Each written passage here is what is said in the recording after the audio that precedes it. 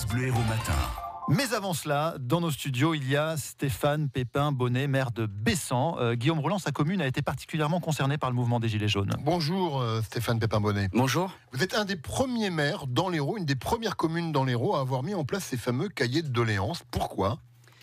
Il fallait assurer un relais républicain entre le peuple, entre la population et les instances nationales, puisqu'il y a eu, il ne faut pas se le cacher, un malaise, de l'incompréhension, du désarroi qui n'était pas entendu.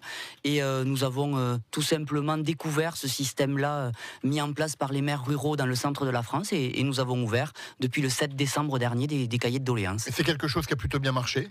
Mais écoutez, ça fonctionne plutôt bien.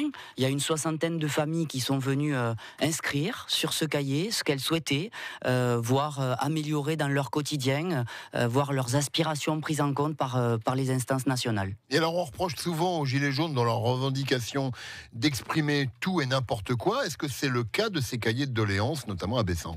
J'ai été surpris parce qu'effectivement je pensais que ça serait un défouloir, ça serait l'occasion pour certains de dire le président de la République on n'en veut plus, ça suffit, etc.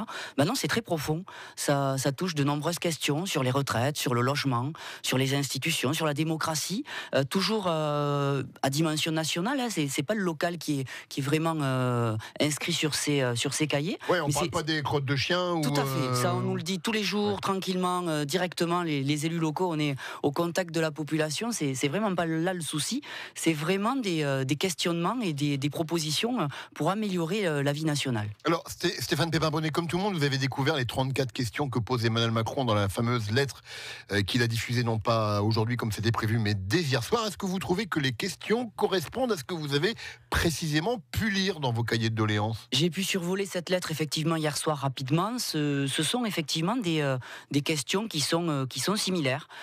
C'est sur le pouvoir d'achat, c'est sur l'amélioration des institutions. Je crois qu'il faut impérativement que ce grand débat aboutisse à du concret. Sinon, de ce que j'en ressens au quotidien, ça n'ira plus et déjà ça ne va pas et ça sera catastrophique. On va revenir là-dessus parce que Bessan, on le disait, était particulièrement impacté. On sent bien que vous exprimez un souhait là, il faut absolument que...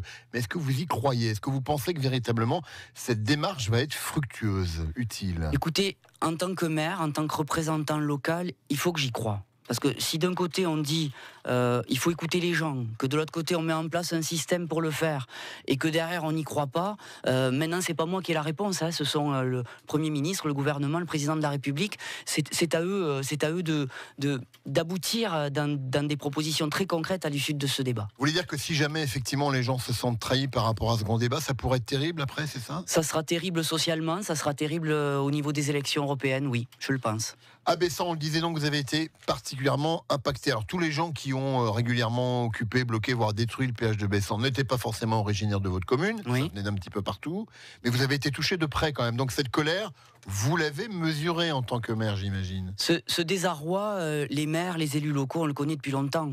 On rencontre énormément de gens qui ont des difficultés. Ce mouvement a été inédit dans l'histoire française. Voilà, certains inconscients ont détruit un péage. Ça donne une mauvaise image du mouvement, alors que la base et les vrais gilets jaunes, je dirais, ils avaient des choses à dire et c'était intéressant. Et une mauvaise image de la commune aussi, quelque part. On n'a jamais autant parlé de Bessan dans les médias nationaux que depuis quelques semaines. Une image dégradée. Et c'est pour ça que participer à ce grand débat, c'est donner l'occasion de dire écoutez, voilà, il s'est passé ça à Bessan, profitons-en, discutons, dialoguons, avançons. Est-ce que l'État se repose pas un peu trop sur les maires dans cette affaire ? Bien écoutez, c'est souvent ce que les maires pensent, je vous le dis franchement, tout président de la République confondu, quel qu'il soit. Nous sommes vraiment la base des... Moi je dirais qu'on est la base de la République, on est vraiment des relais républicains. Aujourd'hui, on nous écoute.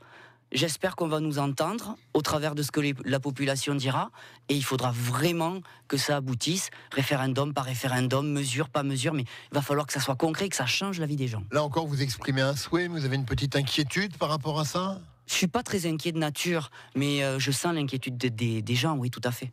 Merci en tout cas Stéphane Pépin-Bonnet d'être venu à nos micros. Ce matin, vous êtes un des premiers à agir sur ces fameuses 34 questions et cette lettre donc publiée hier soir par Emmanuel Macron, sur lesquelles évidemment on aura l'occasion de revenir dans les semaines qui viennent. Merci à vous, bonne journée. Bonne journée. Et c'est les citoyens que l'on veut entendre, que l'on va entendre d'ailleurs.